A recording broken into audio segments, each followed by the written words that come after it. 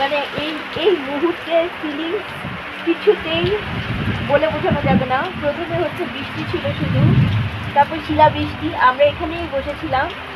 এরপর হচ্ছে মেঘ একটা কর্নারে ছিল, এখন পুরো আকাশ জুড়ে মেঘ, এমনকি আমাদের সামনে পর্যন্ত মেঘ। আমরা বসে থাকতে থাকতেই প্রকৃতি এত এত রকমভাবে নিজেকে চেঞ্জ করে ফেললো, এবং এটা দুর্দান্ত। এই ফিলিংসটা আসলে কিছুটাই বলে বোঝানো যায় না কেমন ফিলিংস, কি যে দারুণ। এবং ধীরে ধীরে এটা মেঘটা কেটেও যাবে হঠাৎ, এবং সূর্য উঠবে।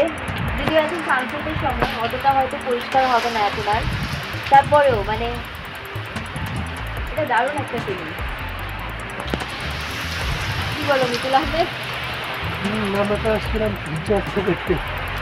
আমরা আসছিলাম সূর্যাস্ত দেখতে। হ্যাঁ, সূর্যাস্ত সেভেন সিস্টার্স নাকি ধরেন আলু পড়লে মানে ধরনের রিফ্লেকশন তৈরি হয়, মানে পানির উপর সেভেন সিস্টার্স ঝর্ণাটার আশেপাশে যেহেতু পানি জমে থাকে পাথরের উপর, তো সূর্যাস্তের সময় ওটার কালারটা সুন্দর হয়, এরকম বলা হয়। সবচেয়ে সুন্দর লাগে সেভেন সিস্টার্স দেখতে সূর্যাস্তের সময়।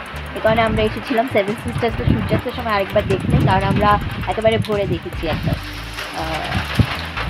তো এমন মোটামুটি প্রাণ ভরেই দেখলাম। হ্যাঁ, একেবারে স্পষ্ট দেখা গেল, তখন মেঘ ছিল না একদমই। কিন্তু এখন এসে আমরা এমন ঝড় বৃষ্টির কবলে, এবং তারপর যেটা হলো যে আমরা একটা বারান্দায় বসে আছি, এর মধ্যে এত দুর্দান্তভাবে একটা দুটা দোকান এখানে, কিন্তু দোকান মনে হয় বৃষ্টি আসার পূর্বাভাস যখন পাইছে তখনই তারা চলে গেছে, কেউ না। দোকান শাটার মারলে কিন্তু দোকানটা বন্ধ। সামনে দিকটা পার্ক ছিল, দোকানই নেই। কিছু খাওয়ার কিছু, হ্যাঁ, আমাদের কাছে এখন খাওয়ার কিছু নাই। এখন শীত লাগতেছে, এবং মিতুল আহমেদকে আমি বলছিলাম যে শীত লাগবে, উনি হচ্ছে খুবই, কিন্তু এখানে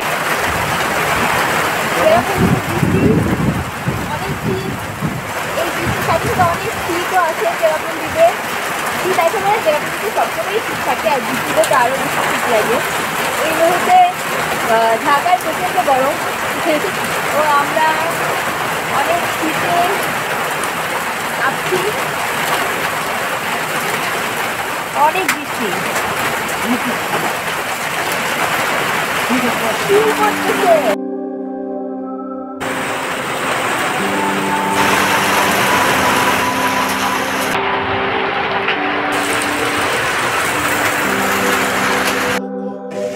এখনই আকাশ পরিষ্কার হয়ে যাবে মনে হচ্ছে, কারণ মেঘ উপরের দিকে উঠে যাচ্ছে।